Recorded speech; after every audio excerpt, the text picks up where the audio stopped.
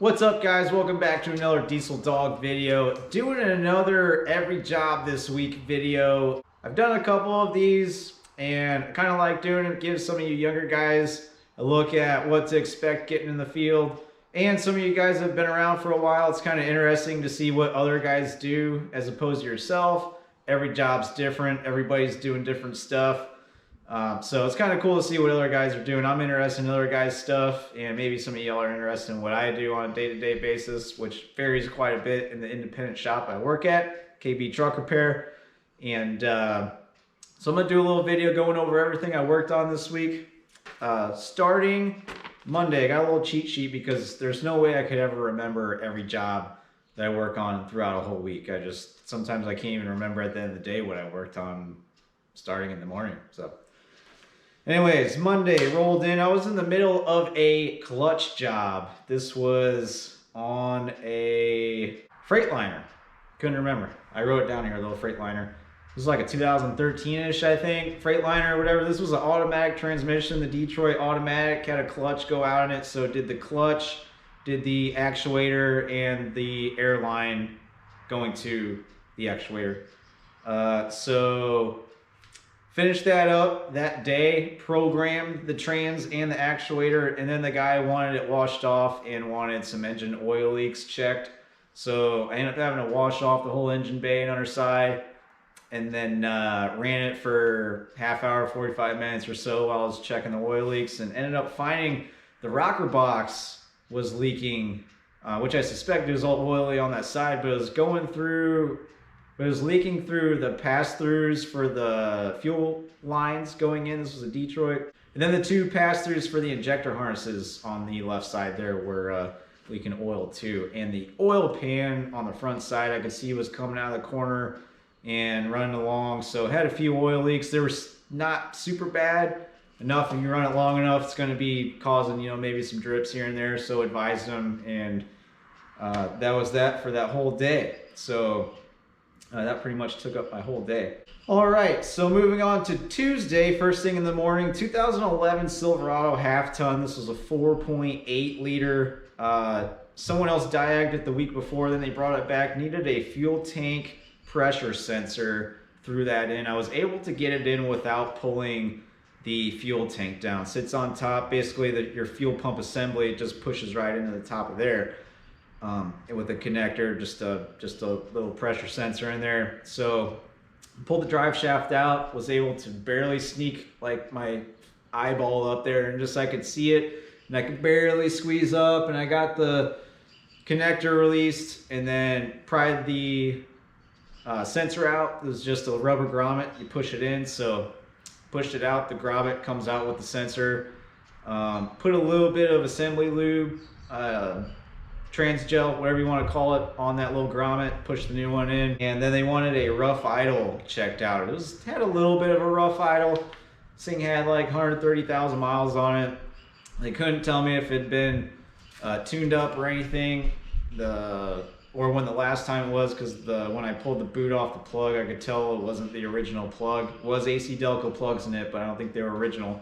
Pulled it out, didn't look terrible, but it still had the original wires on it, and who knows if there's other fouled plugs in there along with that. Basically sold the tune-up along with new wires. Gonna try that first. Everything else checked good. There was no misfire codes. The throttle body had already been replaced pretty recently at our shop, along with the mass airflow sensor. So I checked all that stuff, made sure nothing was going on with that. So I'm gonna try the tune-up first on that. They're gonna bring it back. I did not do the tune-up yet. So that was that. Moved on to a 2019 F650, 6.7 power stroke in this thing. Basically, I got a DOT. The only thing I found on it was the right turn signals were in op. Actually, I had no right side lights at all, and had to do some pretty extensive diagnosing on that, because you can't just have, power, relay, shoot it out, have a flasher. It can't be that simple. It's got to go through the body control module to control all that stuff, and that's got to read off your turn signals, and that's got to go through your PCM first to do the thing and tell it what to do. Anywho, so Going through, long story short, found that the fuse in the body control module on these Fords is basically a fuse box along with the body control module within that unit. The fuse for the right side turn signals and markers was missing. So I stuck a fuse in there and found that they just light up all the time. There's no flashing. Turn the key off, take the key out, the lights still stay on. Unplug it. Basically the BCM is shorted out. So sold the BCM on it, haven't put it in yet, but that's what I found on that. So I had a few hours checking that out, figuring out what was what. Then I had a newer Western Star, 23 Western Star. This thing had 250,000 miles on it already. Checked for tire wear. I found the left spring bushings, the pins in the bushings were worn into the shackles on the top and bottom.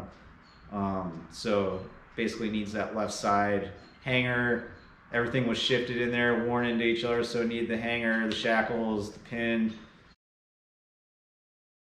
The front pin, bushing and pin looked okay, so we didn't write that up. This guy just wants the tire wear, and he was getting a clunking noise. Obviously that's going to be that.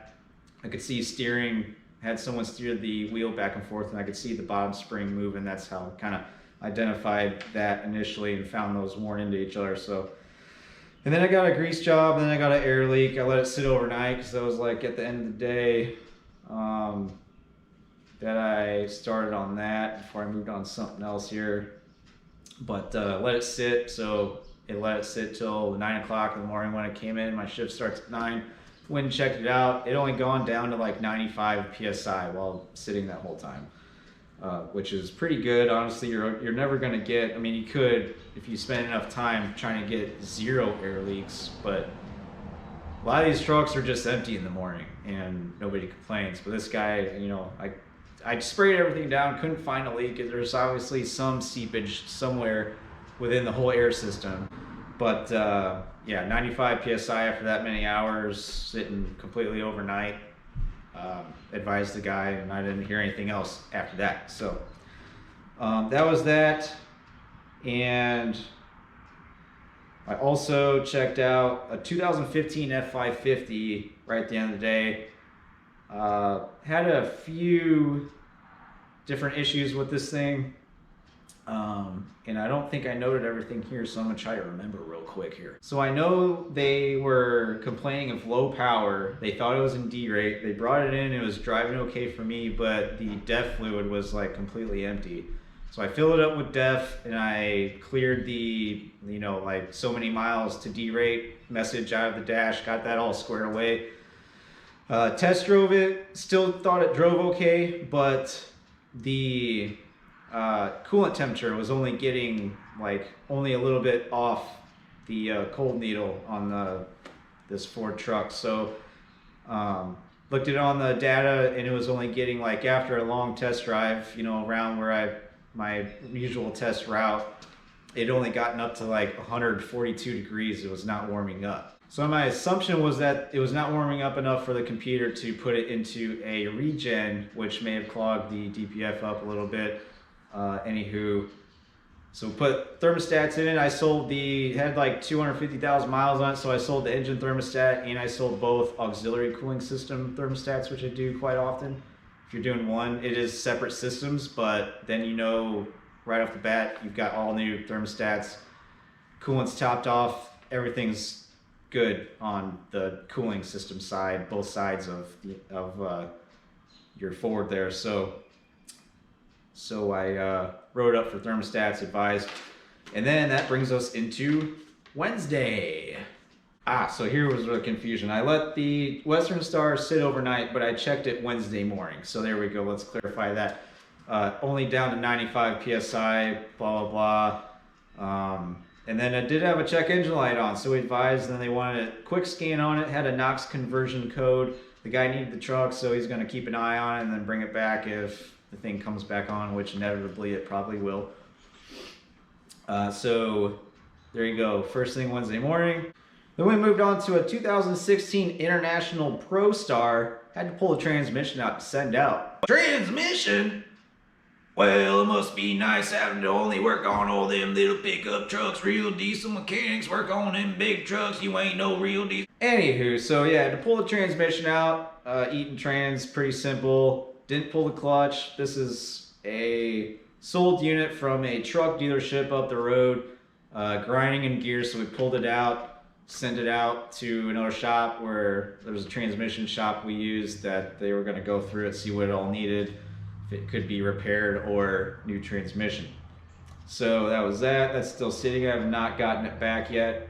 So after I got that out, this is another truck, an old Western Star someone else had checked out, but the sensor came in and I was available. I was freed up to put the coolant temp switch for the fan module in this thing. So drained the coolant. I didn't want to make a mess. It was a pretty nice truck actually, even though, you know, someone took care of it. Looked like the engine had been rebuilt at some point, repainted and stuff. So I drained the coolant. Didn't want to do the old, like you always end up getting it on the belts or whatever else. So this was on like the middle of the top of the engine.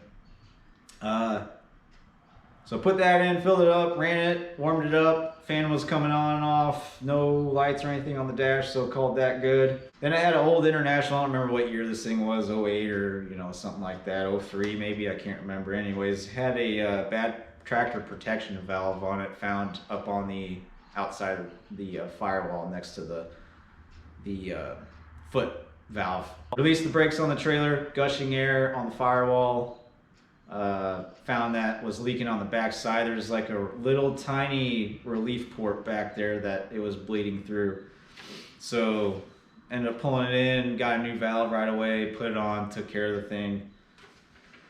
And then 2015 F550. This is the truck with the thermostats. Ended the day by knocking out a PM on this thing, a oil change and grease job and fuel filters and stuff. So bring us into Thursday. 06 Chevy W4500, basically in Isuzu. Had this Isuzu 5.2 liter.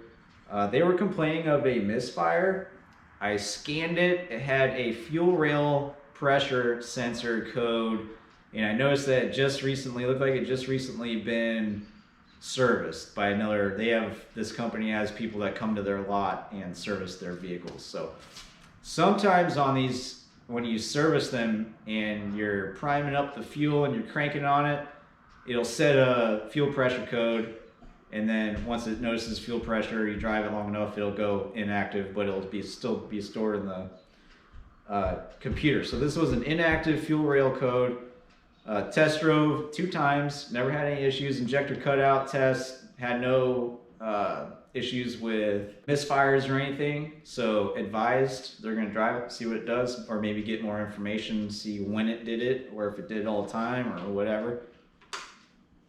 Then moved on to a 2018 Chevy 1500 4.3 check engine light.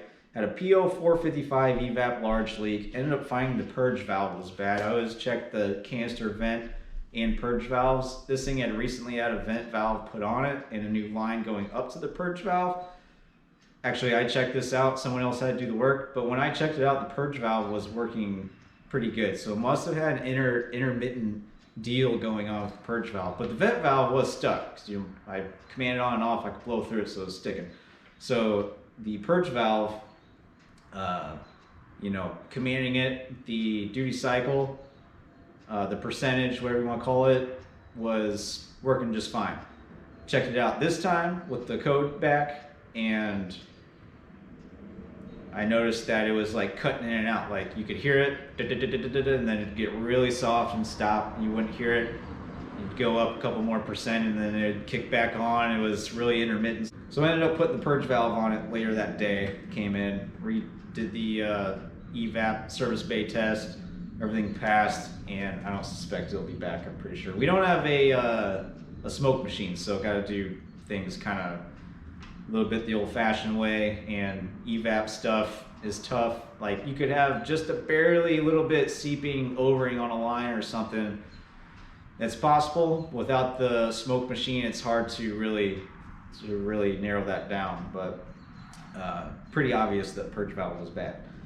Moved on to the 2015 F550. The thermostats came in, so I put the thermostats in, Did a regen on it, test drove it, drove good, everything's good, no check engine light. Warmed up to, it was like 188 degrees when I got back from my test drive, so called that one good. Then I had a 2010 Freightliner at the end of the day. I had to start the turbo on.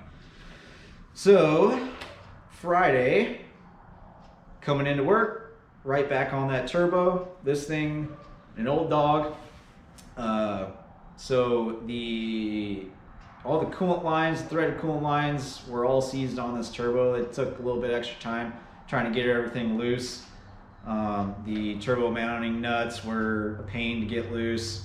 So it took a little time. It's frustrating. It's not a bad turbo to do, just when you got stuff that won't come apart, you know, be patient, take your time. Once you start breaking stuff, and that's going to add more time rather than if you just take your time getting it all apart, be patient, and hopefully reduce the risk of, you know, breaking, twisting the line off, or heating it too much and pulling the threads or whatever. So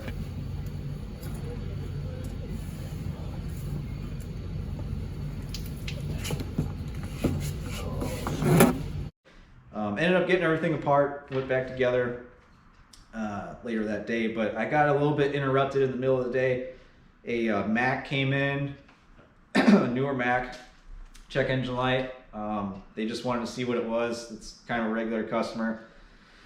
Had a code for a 7th injector, after treatment, fuel injector efficiency, I think it was, or something along those lines. I can't remember exactly what it was, but it was a code for the 7th injector, and cleared it out. They're going to drive it. It's probably going to come back, I told them, but they had a load on the back as a flatbed.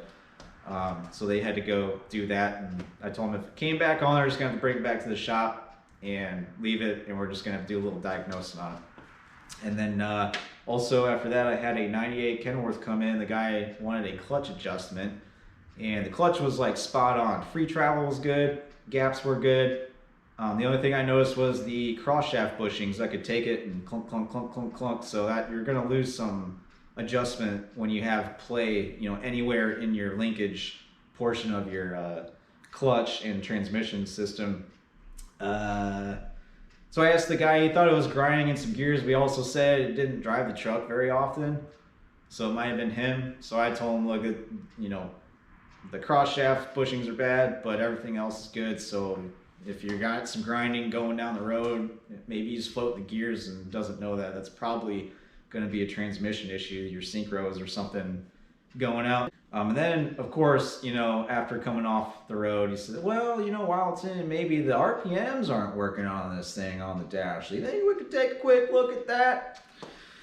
Oh, I got stuck looking at that a little bit, and this has got the engine speed sensor on the flywheel housing that reads off the flywheel, and it's threaded in there. So first thing I checked was the wiring down there coming up. Everything kind of looked good. I pulled it out. I was going to adjust it and make sure that there wasn't any adjustment need to be made between the sensor and the flywheel teeth. Pulled it out. The threads on the adjustment nut were not working very good. So I adjusted it. I got maybe like a quarter turn out of that adjustment nut, and I stuck it back in there, and then the RPMs were working. So it might have been that, or it might have just been a bad spot coming up over top of the back of the engine on that wiring. That might be bad, or the connection or something after playing with it came back up. I told the guy, and you know, what else do you want to do? You came off the road, you're sitting here waiting, like you want some extensive diag on this thing. You know, it's not just a quick check it out. Side note, when I was adjusting that thing, he had the trailer hooked up to it, so he pulled over the pit, and I was trying to adjust that thing. It was stuck, and my wrench slipped, and I whacked myself right in the eyebrow, which is still sore. And I kid you not, literally right when I did that, I'm like, oh man, it was stinging. And he goes, you seeing anything down there? And it was everything I had not to take that wrench and throw it at his ankle underneath the truck. No, I don't see anything. I've been over here for like 3 minutes. I don't see anything. Anywho, good guy. He was a nice guy. I don't mean to give him a hard time, but geez, that hurt. That thing, it's still sore. I'm surprised it's not bruised. Anywho, so we had a couple interruptions, and then I went back onto the turbo job. I finished it all up except for the charge air pipe horn coming onto the turbo. I didn't have that O-ring, that square cut O-ring to seal up there. And we looked for one, couldn't find one. So I know Monday morning when I go in, I'll be waiting for that O-ring put on there, and then I can finish that job up. It's all filled with coolant and everything and ready to go, except for clamping that down. So that was my week as a diesel technician. Every week's different. Some weeks I only work on the big stuff. Some weeks is like half and half.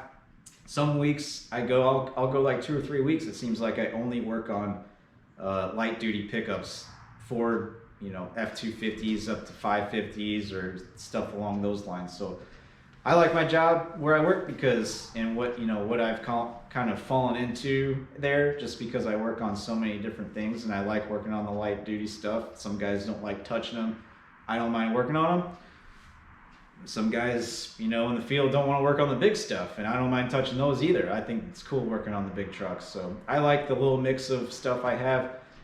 Except for, you know, some of them dirty clutches. There's other stuff I'd rather be doing, you know, like sitting on a beach or whatever, but you got to do what you got to do. So like I said, that's my week. Hope you guys enjoyed this video. If you like it, please consider giving it a thumbs up and subscribing if you're not already, and I'll see you guys in the next video.